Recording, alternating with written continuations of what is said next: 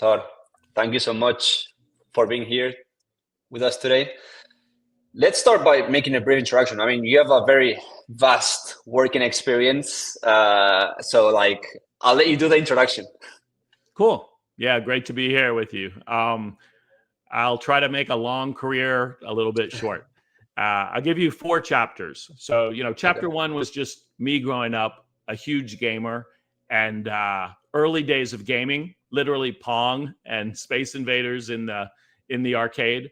But a lot of my early gaming was with my father, and so it actually informs most of the work that we do, because at a very young age, for me, gaming was connecting with this most important person in my life, which was my dad. And it actually taught me to go on and learn computer programming so I could make my own games. So I mention that because most of what we do is gaming for connectivity and gaming for education. And that's kind of because it was imprinted in me in an early age. So big gamer, big into gaming education.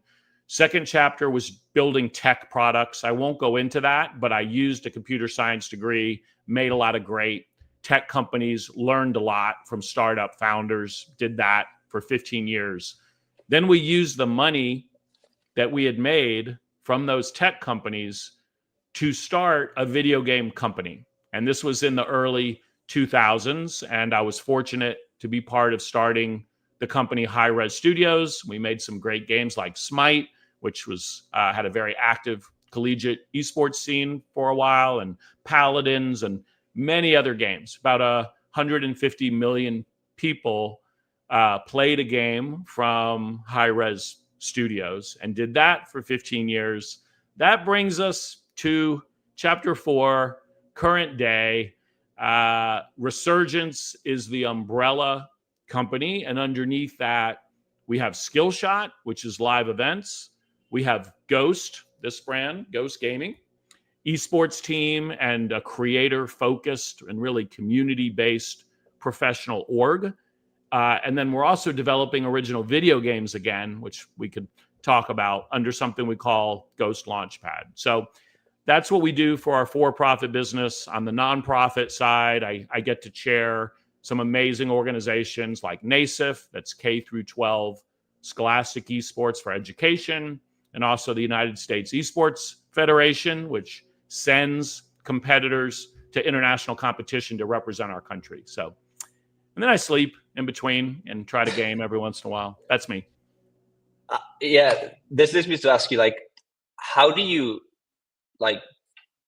schedule your day? How do you build systems? How do you manage all that? Well, it's a great question. Of course, we built this piece by piece. We didn't start with everything. We started with Skillshot. We acquired Ghost Gaming. The game development is newer. So it's been about a 5-year journey from when I exited Hi-Res Studios and started with Skillshot and added pieces. So a bit of a deliberate plan where every year we're adding a new initiative. Second principle is having a very strong leader over everything that we're doing. So, hey, CWBH, he must be calling you handsome, Ivan. I don't know if that's me, but I think so. Good to have you. So yeah, that principle of having a strong leader, basically a business unit leader. So over Skillshot, over Ghost, over what we're doing with Ghost game development, over NASIF. In each case, there's a really strong, trusted individual, and that principle served me well. One of the most important things when you're building something is who you are building it with. Who you are building with is more important than what you are building, especially in gaming and esports, because what you are building may change over time. And having the right who helps you figure out what you should be building. So who is on the bus with you is super important. Do you spend most of your time recruiting the right people? Because with the concept that you just mentioned, I would say, yeah. I mean, we're still pretty lean in terms of people. So it's not that I'm spending that much time onboarding new people. I would say I spend a lot of time, I guess more than anything, I think I'm in the community building business. That's the core thing that I'm doing. for all these properties. And so I spend a lot of time on relationships and on curating relationships. And then it tends to be people that I've worked with or beside for a long time that eventually I, connect arms with, and we build cool things together. So yes, I definitely spend a lot of time on relationships with other people, whether they're people that work for me or they're potential partners or it's business development. I spend a lot of time across that. Amazing. We'll get into community because I want to learn a lot from you on that. But like, I want to ask you first, like, what got you to acquire, Go Post Gaming, and how did you make this sustainable? It's a great question. So when I left being a game developer and publisher, which was high res, I started with Skillshot, which we had been growing Skillshot to do events for the parent company and for our own esports events, Smite, Paladins, others. So that gave me what is sometimes called the picks and shovels part of esports, right? Whenever someone does an event, they either in-house or they need a partner that is good at that service. And it doesn't matter whether they're doing Smite or Fortnite or CS or Call of Duty. Everyone needs events. And so we felt that was the most foundational layer to start with, was this infrastructure platform for doing esports, because everyone needs events and everyone needs live broadcasting. The next piece that we wanted was audience, eyeballs, because let's say you're a brand new game developer, hypothetically, as one type of partner, and you aspire your game to be played competitively, and you reach out to us to help you do that. Well, with Skillshot, we could do the behind the scenes part of an event. But what if you also need help curating audience and positive sentiment? And it's nothing we could fake, but if your game is good, we could help make sure it's played by the right audience and influencers. And of course, that's a big part of the esports economy, are watch parties and other things that give you an audience. You could have the most beautiful event and live stream ever that's seen by 0 people. And so we wanted our own, what's called IP, our own brand, and also a set of people that had audience. And that's really at the highest level why we started looking at brands that would have audience and would have positive sentiment with gamers. And we looked at a lot and said no to a lot, and came across Ghost, which is a brand built not by us. It was some other great individuals in Los Angeles. And we thought they just did a really good job with the visual mark. We think it's pretty distinctive there, the black and white and just the look of it. And they did a great job curating fandom. And so we felt it was the right sort of org to bring into our family. And since then, we've made it a little more community oriented, I would say. But that's kind of why we chose it and how we thought about it. Okay. And regarding like the creation of experiences, and you mentioned the community, like, how do you balance the creating experiences for players, for fans, for sponsors? Like, how do you manage to keep everyone happy under the same roof in an event? How does that happen? Yeah, it's a balance. So I would say, we can separate events into 2 flavors. They're our own, what are called owned and operated events, where at the end of the day, we are our own client. And we'll talk about some events coming up later that fall in that category, right? Where again, there are events, but then there's other events that are often called white label or gray label. Some partner is helping to underwrite the event. And those partners are usually game publishers. We did the Overwatch homestand in Atlanta. We did all of the rollout for Brawl Stars with Supercell. We've done Halo. So sometimes it's the game publisher.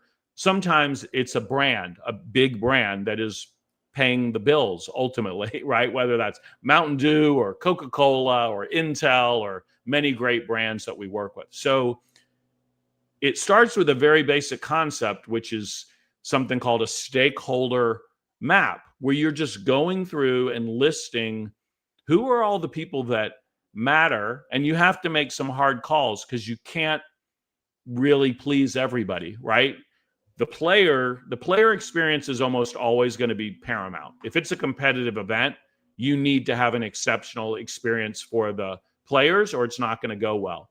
But then based on the event, is it the game publisher that's most important, or is it a corporate brand that is most important ultimately? And then that informs how we design the event, because as you know, assuming it's going to be awesome for the competitors, there's a balance between how much are you spending money and time on the in-person experience, the people that are there in the arena or in the ballroom or in the studio, and how much are you optimizing for the online experience. And we just always try to serve our partners like it was our own money and ask questions around what's most important for them. And different partners have different goals, and we engineer the event to meet or exceed those goals. So hopefully that makes sense. It's always a balance between competitors, which we're always going to take care of, the online audience, the in-person audience, and even maybe the post-event content. For some brands, the whole event is just a big production day for what later comes out on social media. And that's the primary consideration. Yeah. And for that stakeholder map, like what do you like, how do you, let's say, how do you evaluate a successful event? Is it, do those metrics, like, do you put, okay, there's 3 metrics for everyone, or each stakeholder has specific metrics that are like, okay, I've succeeded here, here, here, here?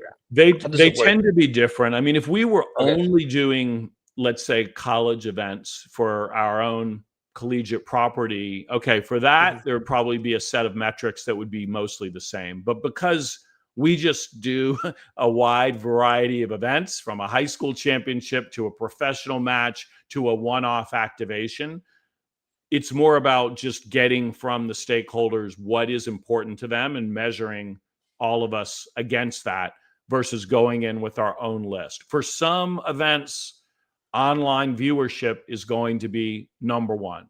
For others, the whole event is I would say, a platform to maybe like taste a new soft drink at the event. And it's all about the number of people that make that happen, right? Or recruit for a new software platform. And we're counting the number of registrations. So it's you really, I think, if you're serving this broad of stakeholders, you have to think like a marketing agency and start with what actually are your marketing goals, publisher or big brand or ourselves, and then design the whole event and the scorecard based on meeting or exceeding those. Okay. Do brands, when you talk to them, do you guide them through the process of what they want to achieve, or they already are ready and know what they want to achieve in your event? Some of both. I wish every brand came in with a clear idea, but those that have done a lot of gaming and esports tend to have a more informed view.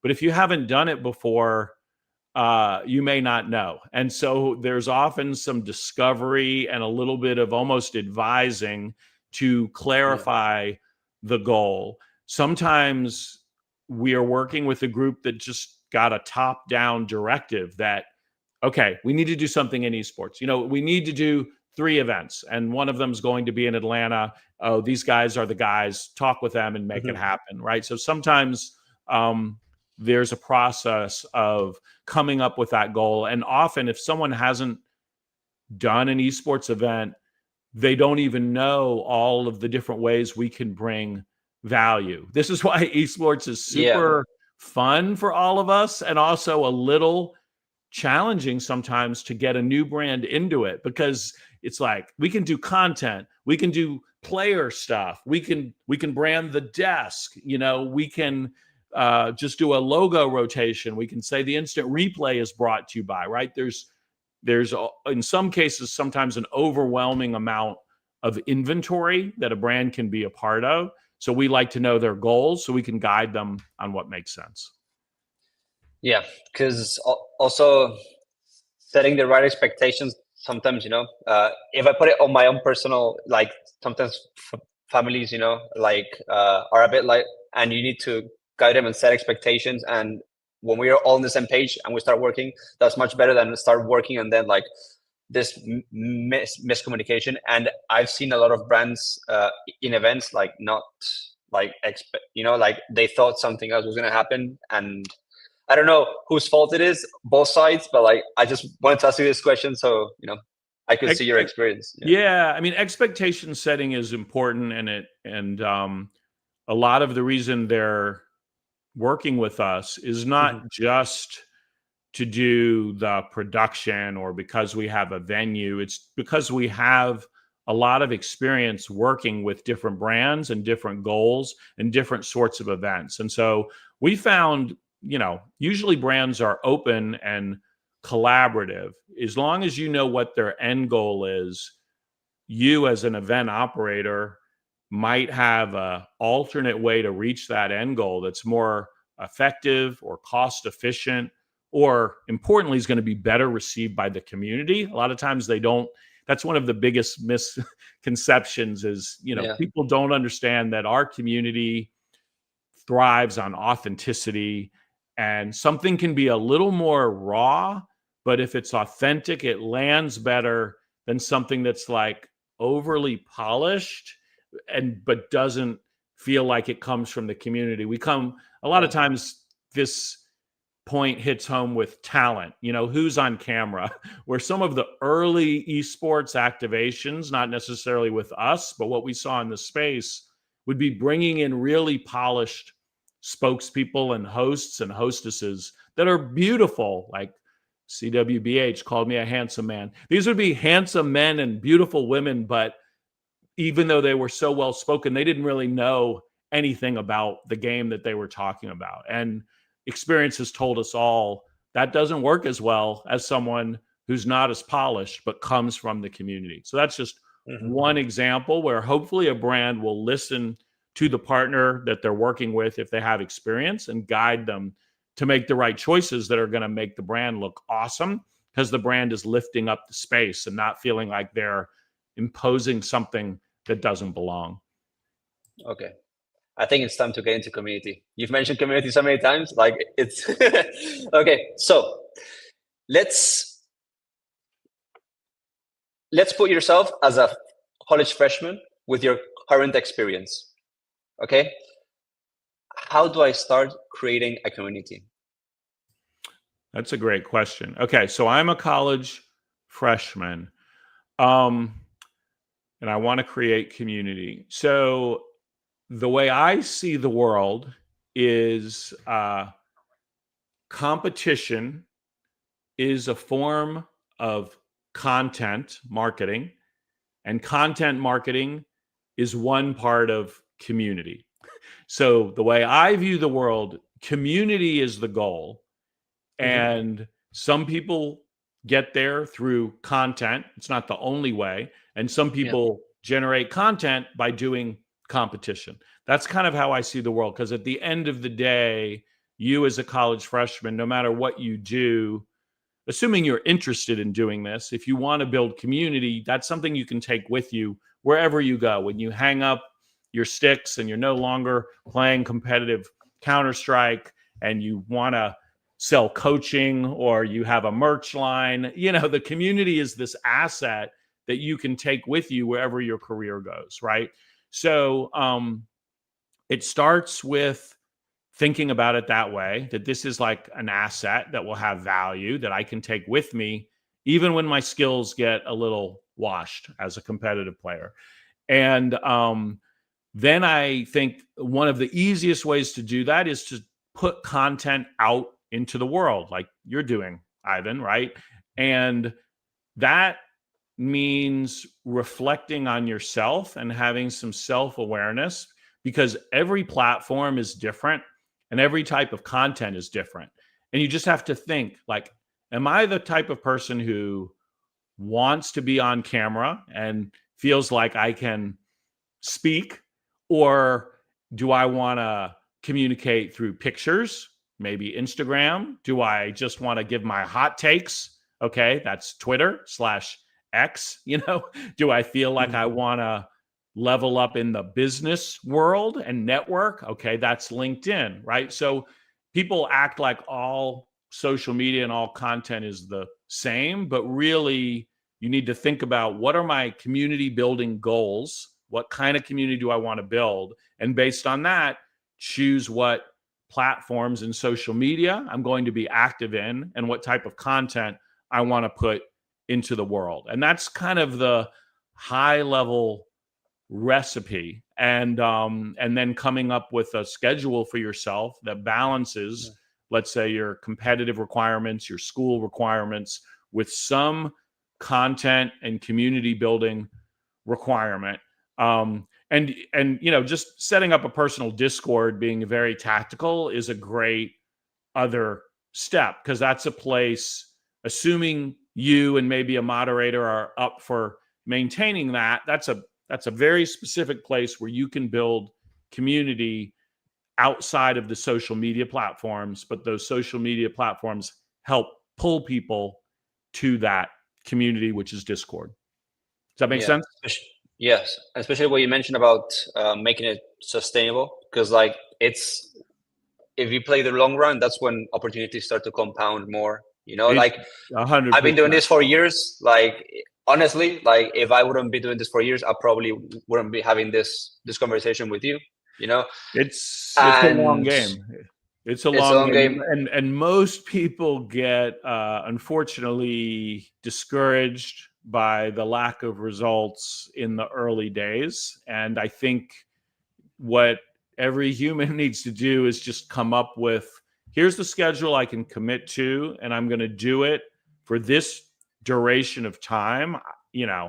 I would say no less than 6 months, and for many of us, it's been multiple years, right? And so that's why it's so important to pick platforms and the type of content that you actually enjoy and consume on, right? If it feels like too much work, or like you're not playing to your strengths, you won't stick with it, right?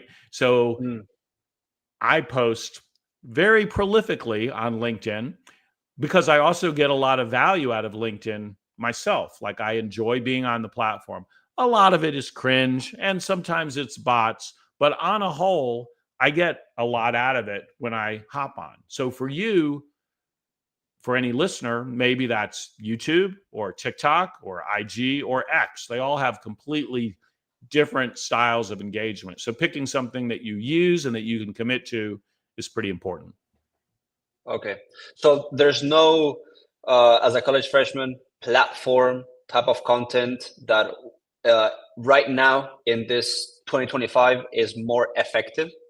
Because like, for example, I was writing, No, go ahead. Finish up. So for example, years ago, I started writing blog posts, but I felt, and I'm not a great, communicator, interviewer. I got better with teaching and doing podcasts, but like I knew that there was a skill that I had to develop if I wanted to also engage with the community on a different level. So I also developed that, and that's what I also focus on. But like, I think of the top, 5 major platforms that everyone knows, basically, that I don't have to, list. I mean, TikTok, YouTube, IG, X, LinkedIn, if you want the business side, they're all very viable right now. They're all fairly algorithmic driven, meaning if you have 0 followers, but you post content that resonates, it has the chance of,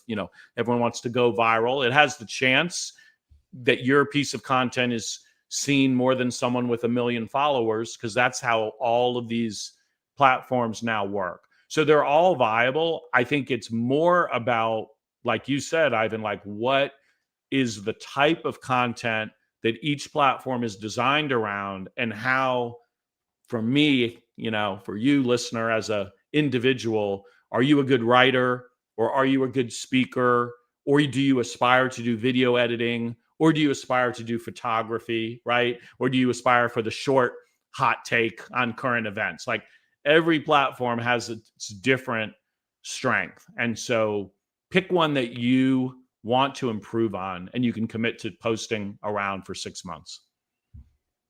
I want to also, like what you just mentioned, got me thinking, because they always say sales is the most important skill across any industry. But is community building as valuable nowadays in sales? Is it more valuable? What would be your take? There's no right or wrong. It's just your opinion. That's a good question. I think community building is the most valuable skill. I just believe that long term, I said all this stuff about content, and content is super important for the next couple years. My hot take is, when AI allows everybody to make almost infinite content, really what's going to be left are strong, amazing brands and communities, because we'll all be looking for trust. Where do we have trust and authenticity? So community building is very important. Every brand needs it.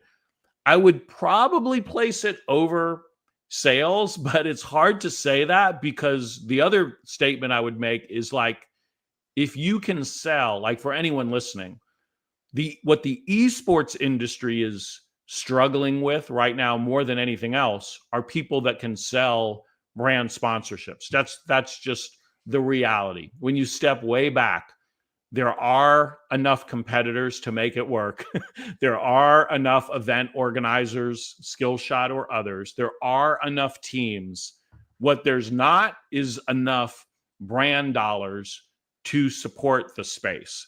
So that's why I'm giving you kind of a two-sided answer. Ideally, you can do both. You can sell and you're a good community builder, and they're both very marketable skills. Is it because are they having trouble to selling to brands because there's not of a big community, or it's just the skill that they're not able to attract sponsors into the collegiate scene? What do you think? It's two things. The gaming generally and esports, it's still not well understood by major brands. If you look at all of the spending done by brand marketers, it is less than 5% of their marketing spend that's going into gaming. Not even just esports, even gaming. So it's a tiny percentage of all the available money that could be allowing for more and better events. And it's a little bit of both of what you said. It's brands not being aware, maybe dipping their toe in, and it wasn't with a good partner and they didn't get, the return on investment, just being overwhelmed by the amount of options, versus putting an ad on TV. I believe most of the time is a waste of money right now, but brands and agencies know how to do it because they've been doing it for decades, and it's easy to execute. They know what to do, and it's the same thing they did 10 years ago. So they kind of default to doing that.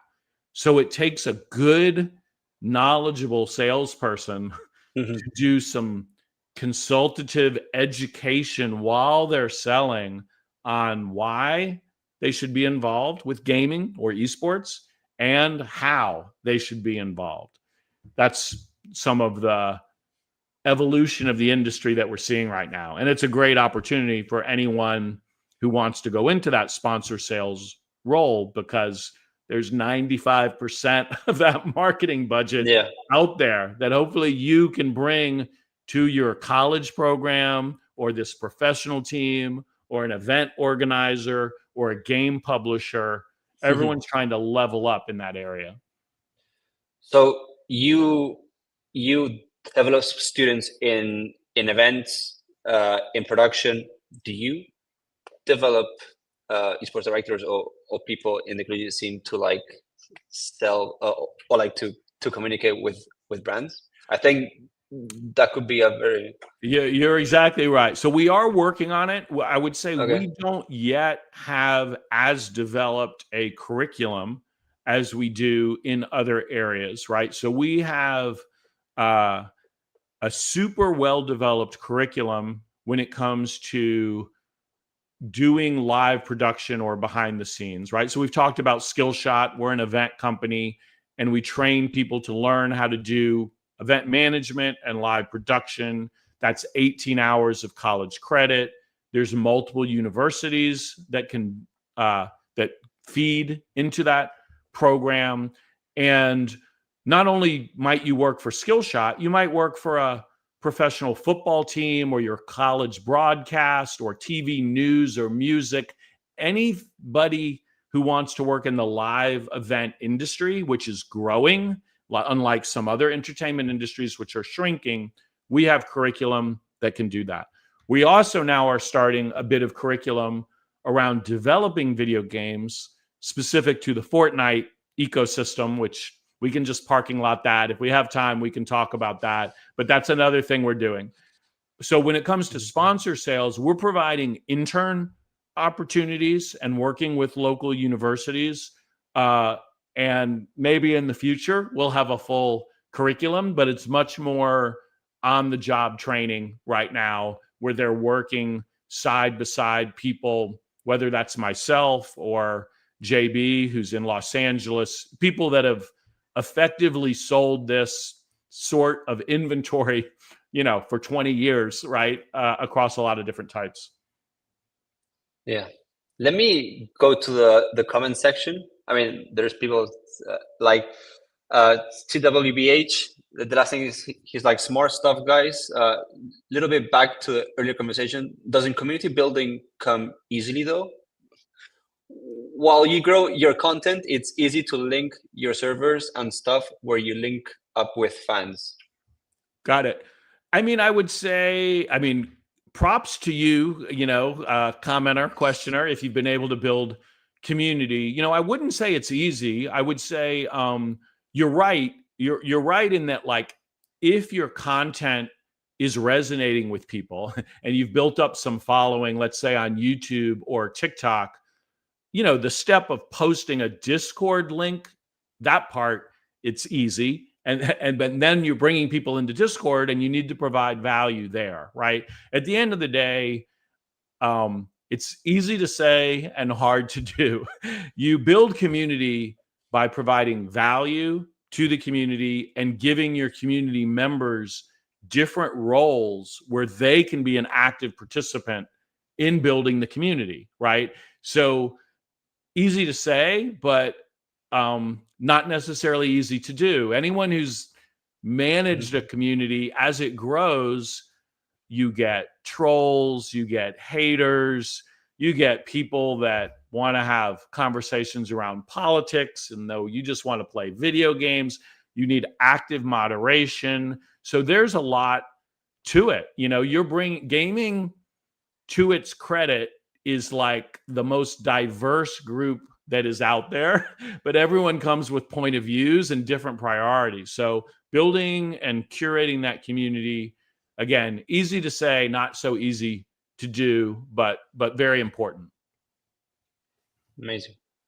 Also, if you were a freshman college student, what is the small stuff that you would sweat for many years to make you like a great professional like you are? What is a small thing? Because we always talk about like, all this, but like the small things, like what okay, are so those, the small thing, I most of my experience will be more United States based, but I think this applies wherever people are listening from or going to school.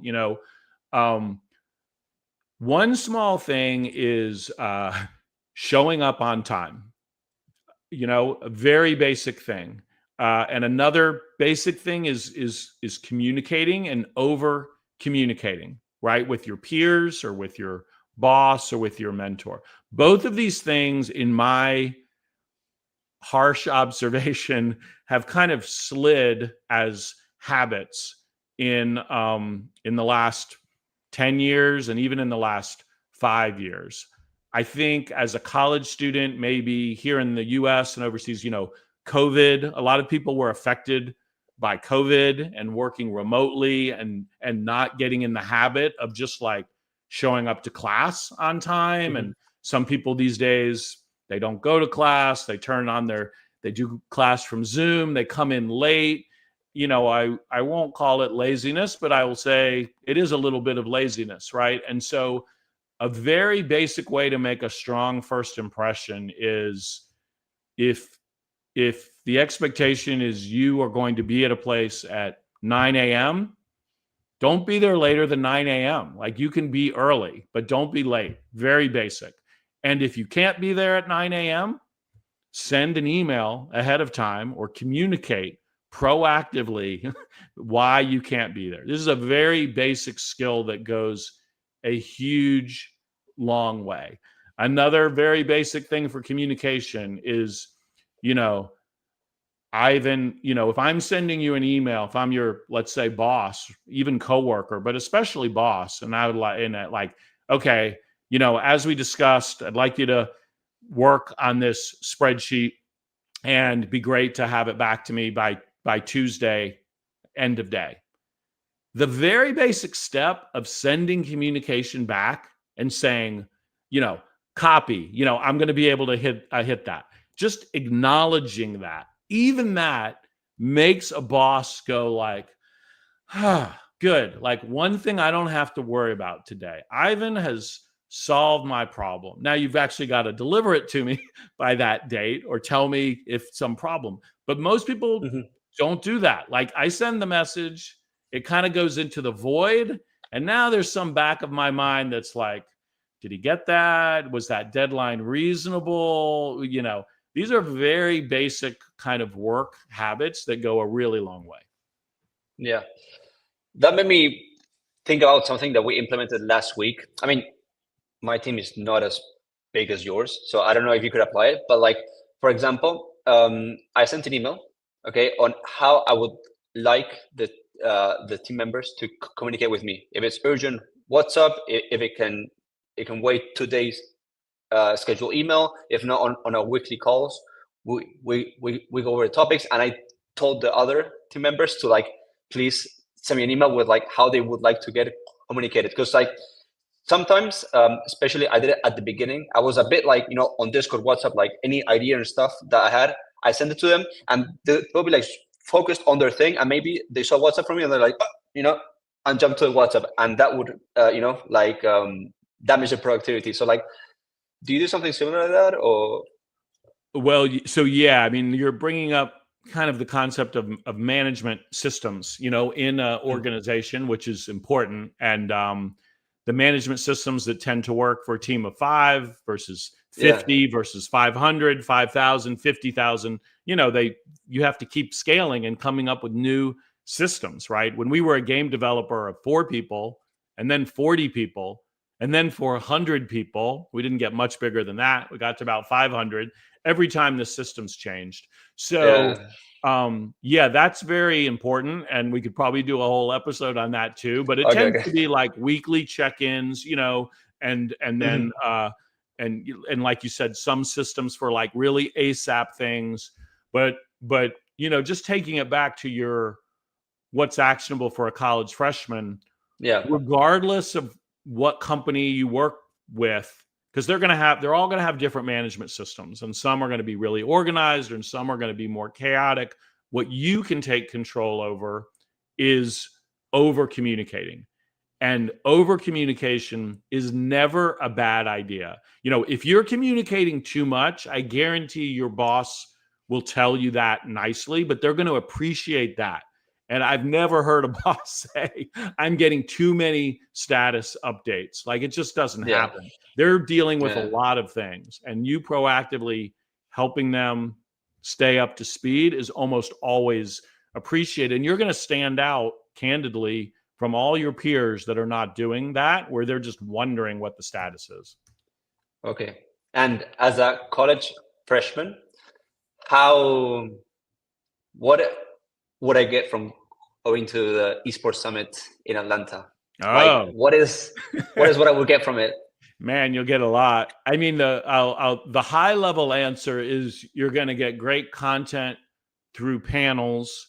You're going to get amazing networking with professionals that you've just heard about, and they'll be there in the flesh. And then, of course, the fun little bit is you also get a 3-day pass to DreamHack, which is an amazing gaming festival the next, 2 days later and all weekend, right?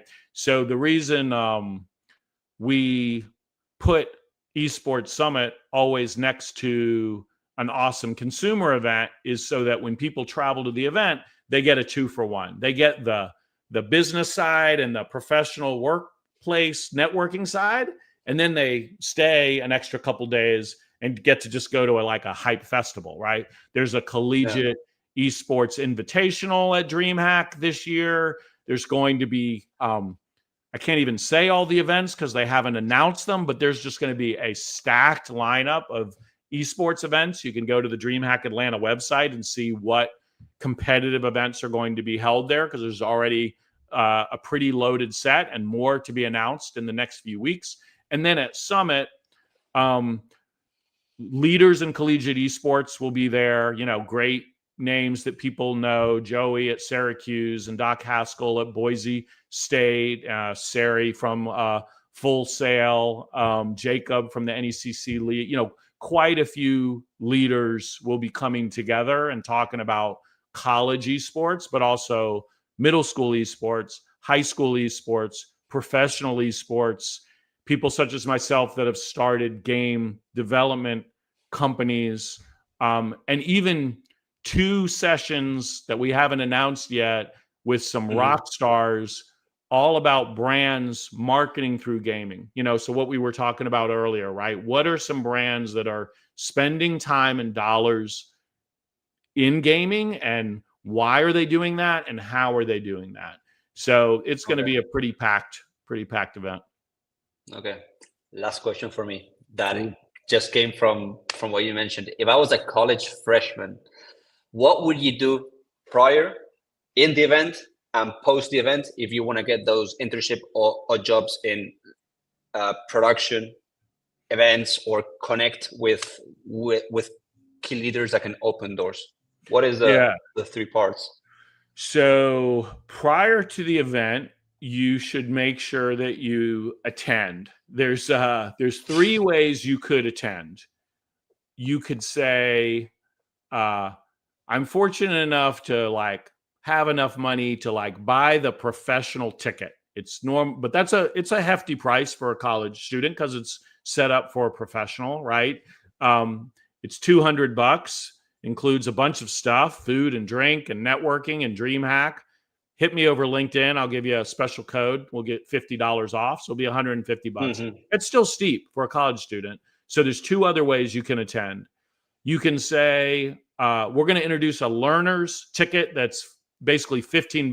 Maybe it'll be $20 US with fees. Doesn't have the food and drink part because it's just expensive, but it gets you in the door. Every college student, you can afford that. Or you can say, if you're local, I'd actually like to volunteer and help with the event, which is amazing experience that you can put on your resume. It's actually even better connectivity because you're involved with the event. And of course, we'll give you a free hookup for people that decide to do that. Mr. Whitney Fagel, I see on the LinkedIn. So, he's one of our Skillshot folks, and he's actually an instructor of the live production materials that we mentioned. So good to have you, Whitney. He's, multiple decades of experience doing live events inside and outside esports. And so I know he's got some students. So volunteer, get the learner's pass or get the professional pass, get to the event. At the event, what you should do is get up your nerve and talk to humans. It's not very easy to do if you haven't done it before. It's kind of intimidating, but it's a friendly audience, and people respect people that step out of their comfort zone and they introduce themselves and they ask a question. So, think of 1 or 2 questions for the people ahead of time. If you're that type of person who doesn't think on your feet, have those questions. You can write them down, get to the event, use your little cheat sheet and say, "Oh, Mr. Ivan, I know you do so-and-so. What do you think about this?" And then post-event, do some follow-up. At that event, you're going to maybe get a couple emails, or these days, just connect with someone on LinkedIn. You can send them a follow-up.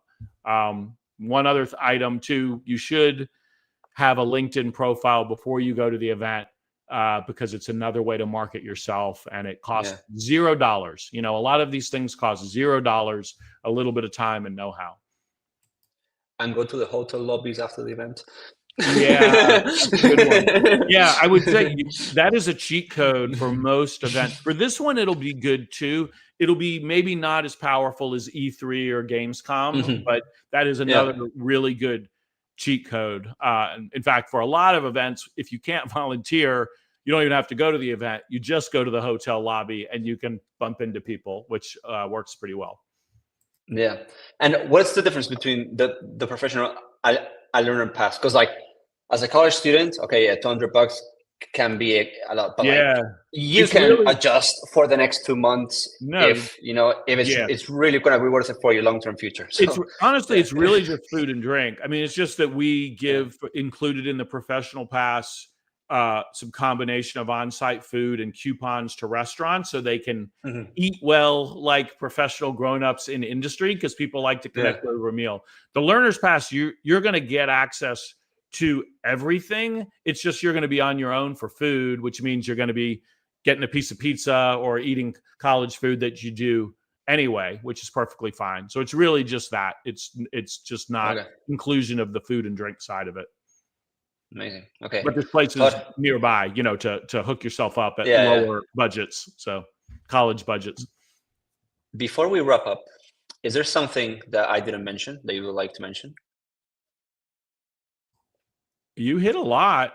I mean, I'd love, if there's another question from chat, we can try to take it. If not, I can always think about more to comment on. And on a personal note, to wrap it up, what's your favorite, your favorite event that you've worked in? Oh, wow. My favorite event. Not managed, but worked. Yeah.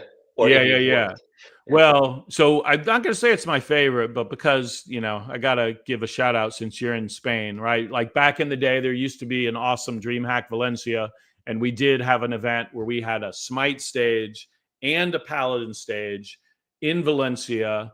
And shout out to the fans in Spain, because they were amazing in just the loudness and fandom. And it was just a hype event. We had some great games. So that one comes to mind. I would say, the very first, all right, I'm going to give 2. From an attendee standpoint, I mean, just going to see a Dota 2 international was crazy good. Just as a fan, their production levels were amazing. For me, our first world championship for Smite, we worked on making a video game. We got a combination of hard work and luck, and people liked our video game.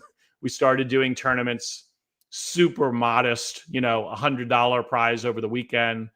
And after a lot of hard work from a bunch of good people, we filled an arena with 3,000 people.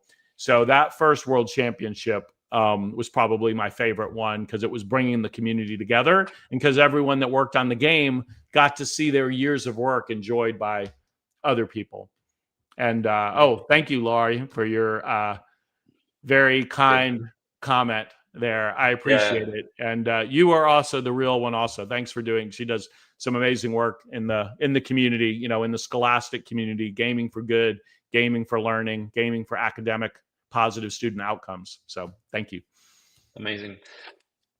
Can I ask you one last question? Sure. Yes. So do you also, in the DreamHacks that you manage, do you also mix the Red Bull rap battles with do you also bring content creators for a meet and greet? Do you also do all that to bring? Yeah, we do. I mean, I would say another kind of, I don't know if it's a hot take, but I love competitive esports, but I do believe that for our entire industry to grow on the event side, we need to be thinking entertainment first, and we need to appeal to a broader number of fans, right? When I went to the first Fortnite World Cup in New York in Arthur Ashe Stadium, which we were not a part of hosting the event, I just went as a guest.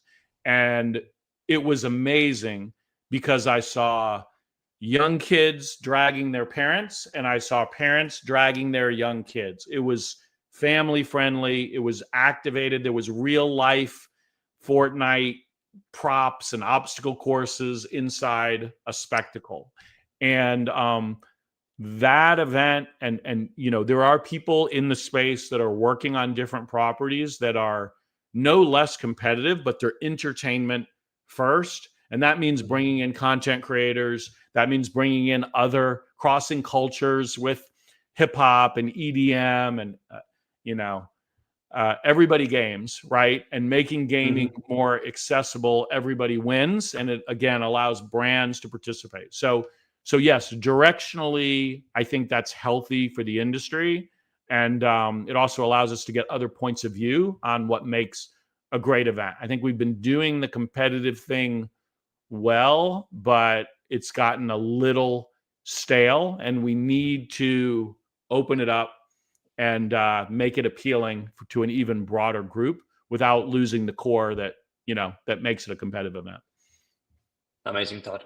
Well, thank you so much for your time, and especially like we touched on, topics for professionals, but also some action steps that college freshmen can do, which they're in that phase. So amazing. Hopefully in the coming months we can repeat this conversation.